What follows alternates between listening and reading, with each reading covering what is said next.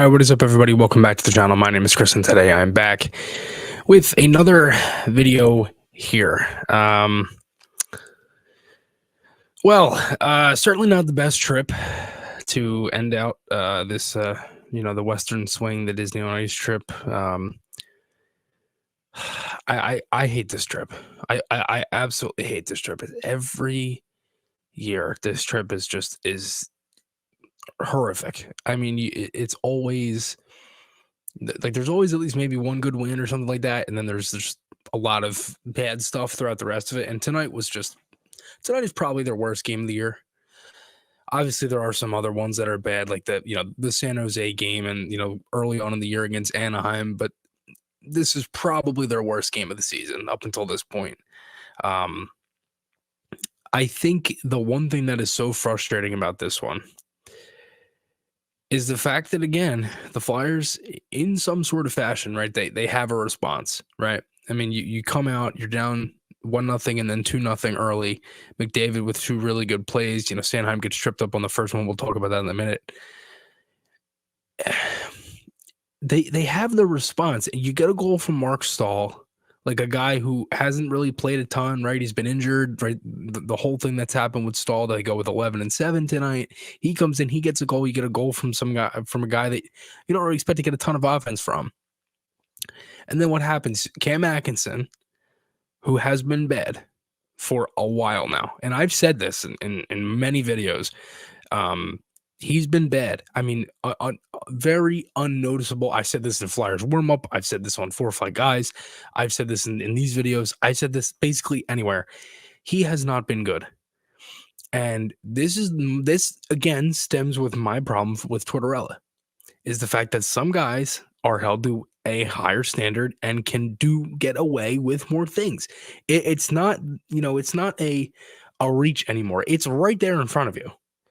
I mean, it's not like I'm just saying it, just to talk out of my behind. Like, this is a problem, and it continues, and it's every game. I mean, with Atkinson, like it's just continuous with.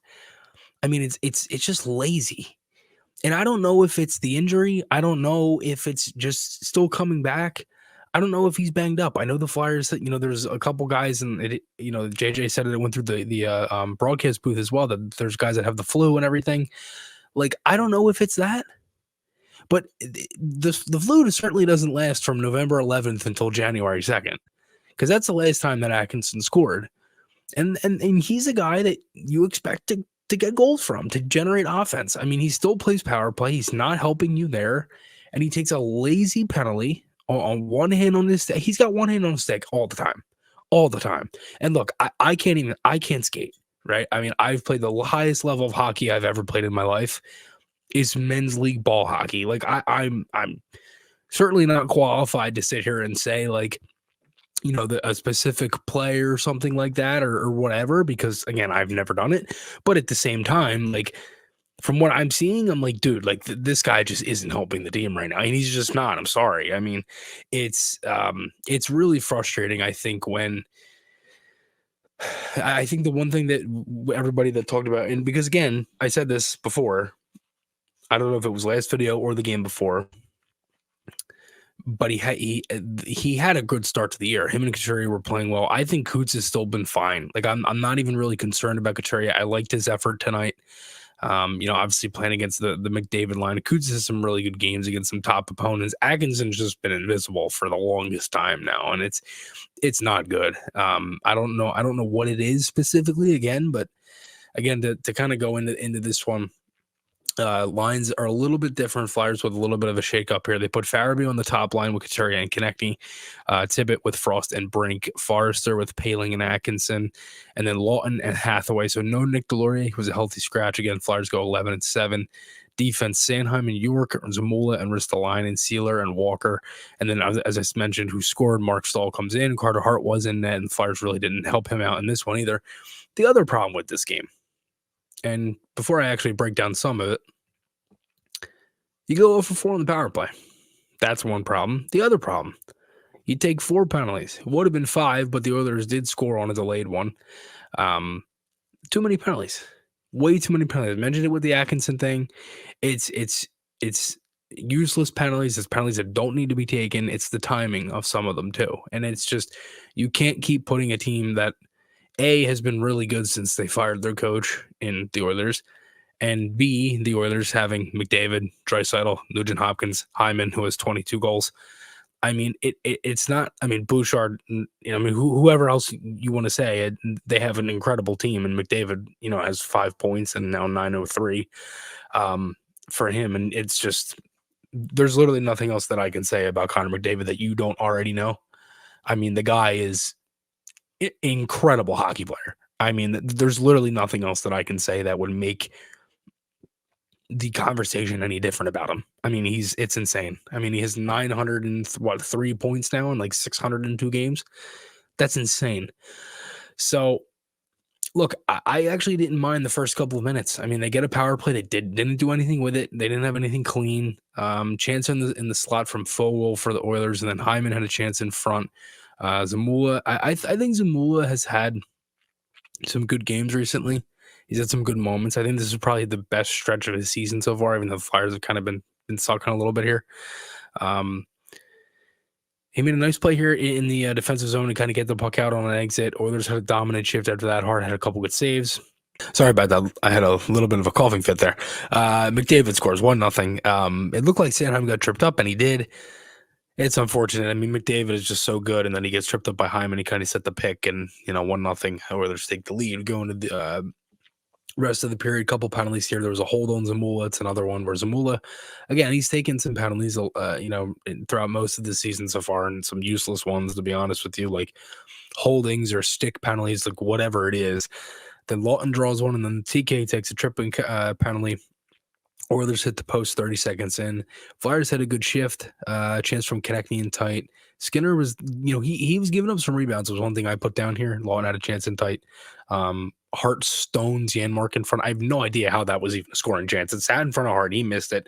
It's sitting there. No one picks it up, and he just jams it right into Hart's skate. So they don't score. Flyers get a power play. They move the puck. I thought that power play gave the Flyers a little bit of momentum because they moved the puck well. They had a ton of shots. And then they just break the Fred Shearer rule, which is essentially if your defenseman, or one of your defensemen, I should say, is in the corner, the other one doesn't go in that corner. And that's exactly what happened. Sealer was there. Walker goes in. Beautiful pass from McDavid. Hyman scores in front. 2-0. I mean, it's just a slant, and there's nothing Hart can do there. I mean, like, you can't have another defensive lapse like that. I mean, the first one was kind of a defensive lapse, not really, because Anaheim got tripped, but still. And the Flyers had a good shift after the goal. They kept some pucks in. Konechny scores. I mean, they love that high flip, man. The high flip is one thing that has worked this year. Beautiful flip. Nice chip pass from Farabee to Konechny. Flyers get a power play. Couldn't get set up. They had a chance from Lawton and Brink in the end of it. Brink had a chance at the side of the net, the one from Brink there. And it again, it's just another thing with the power play. If they don't win the faceoff, they don't get set up. They put guys on specific spots in the ice that have no lane for a shot, and they still continue to do it. Tippett on the right side, Farabee on the left side. How are these guys getting shots off? I will never understand the consistent of putting guys on their off wing on the power play. It's not working. It clearly. They can't even get a shot off because there's nothing there. I mean, Forrester every time has to double clutch and reload. Tippett does the same thing. What do you expect Farabee to do from that side? I don't understand it. I mean, it's not rocket science. Put them in the one-timer spot. It opens the ice up. It's unbelievable how bad the power play is, and they continue to put the same units out. Yes, they did get a goal recently. The Zamula goal off of a point shot right at the blue line that just, sifted in, and they had a little bit of traffic in front. They don't use the double screen enough. It's the same things over and over and over again with the power play that are just so frustrating to me. 2-2 Stahl. I mean, what a shot. What a shot. I mean, it's a really good play because, again, they've been able to generate a ton off the rush this year. They have two rush goals in this game. And I honestly thought it went high glove, and then when I kind of watched it again, it looked like it trickled. I mean, still a good shot for a guy in stall. I mean, who obviously doesn't rip the puck a ton, and of course, they give up the goal right after off of the dreaded Atkinson penalty that I broke down at the beginning. So 3-2, and then what a start to the third. I mean, just you go in and it's like, all right, you had a good period. You tie the game, you give it up right back, but it's 20 minutes. Let's kind of settle this. They're hemmed in their own zone. Delayed penalty on the Flyers again, and then Draisaitl scores on a slam dunk one timer. It's like, and that was essentially all she wrote for this one. They had a little bit of a pushback, then they take another penalty. That was kind of a little bit of a ticky-tack call, the one on the slash on Forrester. Then the Flyers do get a power play. Brink gets taken down. They don't do anything. Nugent Hopkins scores off the rush. A beautiful pass by McDavid. This one was just incredibly frustrating. I mean, from being down 2-0 to, again, defensive breakdowns, penalties, not scoring on the power play, the laziness of penalties, and just coming all the way back and doing that essentially to not get anything out of this game is unfortunate. And it really puts a sour note on the trip when you started it with 3 points out of 4. You get 3 out of 8, and it's not good. So I'm hoping that this is kind of just like a little skid. I honestly don't really know if this is the start of the fall off of this team. I don't want to sit here and just say, oh, they're done, because that would just be stupid. Because again, the one thing that is good, and I tweeted about this earlier, is that 8 of their next 11 games are in Philly. You got a 4-game swing here. You got Columbus on Thursday, Calgary on Saturday, Pittsburgh on Monday, and then Montreal on Wednesday. Friday and Saturday, they're in Minnesota, and then Winnipeg. That's an away back-to-back. That's a tough swing. And then they're Monday in St. Louis, and then they got another 4-game skid at home. And I believe that ends with 2 afternoon games on the weekend that are 1 o'clock at home, Saturday and Sunday. I believe it's Colorado and Ottawa. So it's kind of a good swing with how the rest of the schedule kind of plays out. They have 25 home games for the rest of the year in this like second half too. So that'll certainly be good, because they've been on the road a ton. They've played 25 road games, they said tonight on the broadcast. So it should be interesting to see. And I think, they haven't had the best record at home, but they've been a better road team overall in the season, because they were playing so much on the road. But now I would assume that number has kind of dwindled a little bit. I obviously haven't looked, since the last time that I was kind of looking here, because again, like I said, like they're kind of right in the middle of the mix still with the standings and everything. And again, this year they're 8-7-1 at home, 11-6-4 on the road. And again, they're on a 3-game losing streak. Not necessarily the best game tonight, but should be interesting. Columbus is a game you could take advantage of. You've beaten Pittsburgh. Montreal isn't a great team, and Calgary isn't great either. It's definitely a winnable skid, and then you go out west again. So regroup, come home for a couple games, and see how it goes. Thanks everybody again for all the support as always. Make sure you check out Maher Media for also all the Flyer stuff that we do over there. I did the numbers tonight. We get over 4.2 million impressions on Twitter. I don't know if people know how big of a number that is, but essentially impressions is like the amount of times someone sees your tweet come up. Look, I mean, I know that I know that's it's just something that comes up, right? And it's not like it's not a direct like or retweet, whatever.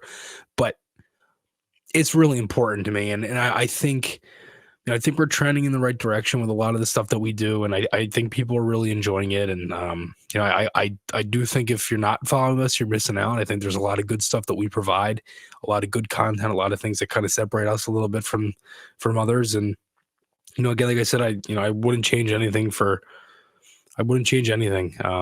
what I've done over the past couple of years, and super grateful and thankful for everybody that's watched here on YouTube, and if you're watching this on Twitter now and wherever. I mean, it's been a lot of fun kind of doing this and building this up. And yeah, I mean, everybody over with us has done a ton of really hard work and just completely busted their ass. And I really can't say thank you enough to everybody involved, and obviously, Paul, my partner, for believing in the vision and everything too, because I've seen this for a while, I think, and it's been a little bit in the time making, but we're getting there, and it's been a lot of fun this year so far, and plus the team playing better has been a plus too. So thanks everybody again for all the support as always. Make sure, again, like I said, make sure to check us out if you're missing out on anything. My name is Chris, and I will talk to you all again soon. See you guys.